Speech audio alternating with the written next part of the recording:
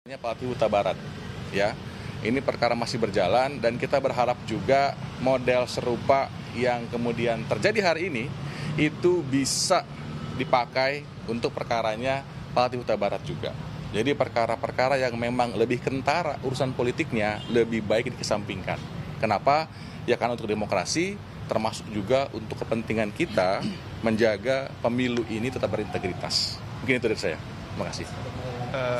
Ya, seperti tadi sudah disampaikan oleh Mas Aiman dan Mas Tama, dan dari awal juga kami sudah berkali-kali sampaikan mengenai perkara ini. Kita ini berjuang bukan hanya demi Mas Aiman, ini bukan tentang Mas Aiman, tapi ini tentang demokrasi yang kita perjuangkan bersama. Dan hari ini ya sebetulnya dari tadi malam juga kita mendapat surat itu tadi malam, kita sudah mulai menemukan titik terang demokrasi. Semoga ke depannya kasus-kasus serupa yang mungkin dalam tanda kutip bisa kita bilang ini terjadi kriminalisasi karena orang-orang yang dengan semangat memperjuangkan demokrasi tapi dikriminalisasi, semoga kasus-kasus yang serupa seperti ini ya bisa mendapatkan perilaku yang sama, karena kasus ini bisa dibilang sebagai presiden yang baik lah dengan adanya putusan Mahkamah Konstitusi nomor 78 kemarin yang sebagaimana kita ketahui bersama bahwa pasal 14, pasal 15 sudah tidak memiliki kekuatan hukum yang mengikat lagi, karena ya di situ sudah dijelaskan oleh para majelis hakim Mahkamah Konstitusi bahwa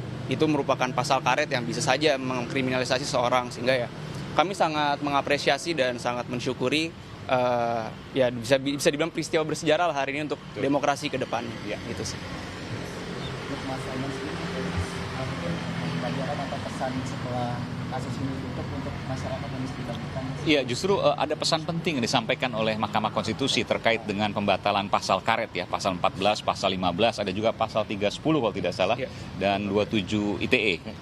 Nah, itu yang kemudian menjadi semangat bahwa ada pasal-pasal yang memang tidak relevan ya, di mana era demokrasi yang kemudian harus kita rawat dan tumbuh kembangkan bersama itu harus kita jaga.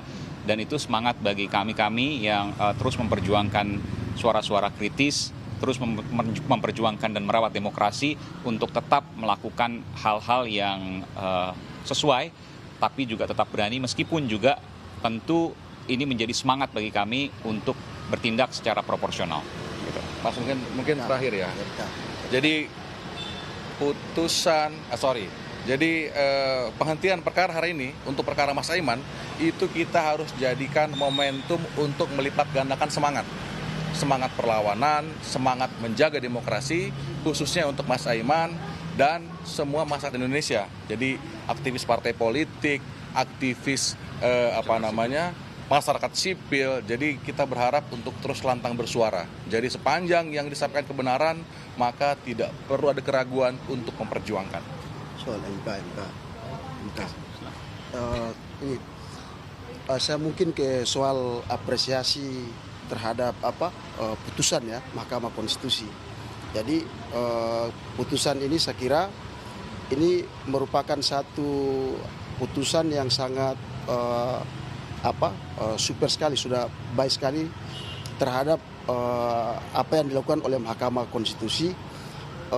Putusan ini juga paling tidak minimalisir ya publik terhadap persoalan-persoalan demokrasi yang merupakan prinsip negara kita ini. Jadi kami juga merasa mengapresiasi atas putusan Mahkamah Konstitusi yang atas putusan ini demokrasi kita di Indonesia soal kebebasan menyatakan pendapat itu yang dikira beberapa hari yang lalu ini dikriminalisasi atau tidak diperhatikan khususnya oleh negara, ini menjadi satu pujian khusus bagi Mahkamah Konstitusi sebagai pengawal demokrasi dan pengawal konstitusi di negeri ini saya kira. Dan ini harus konsisten ya putusan-putusan seperti ini di internal Mahkamah Konstitusi. Mungkin itu saja.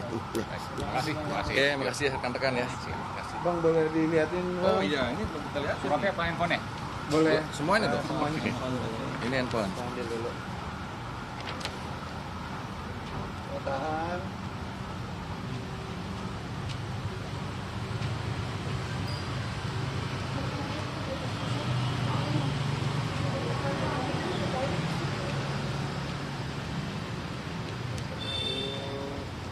Oke.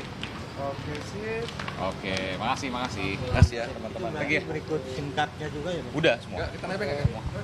Yuk, thank you. Makasih Mas. Saya. Thank you. Iya, Mas ya.